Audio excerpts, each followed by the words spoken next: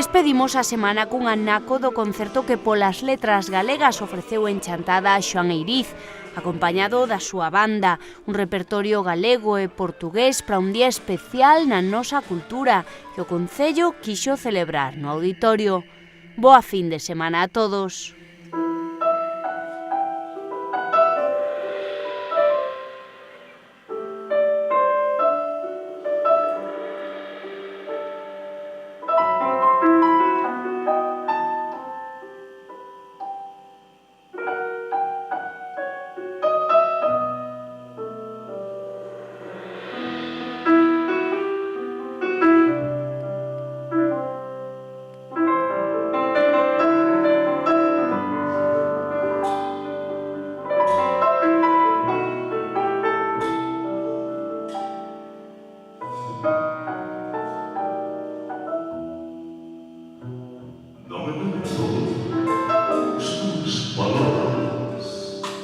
Dame fe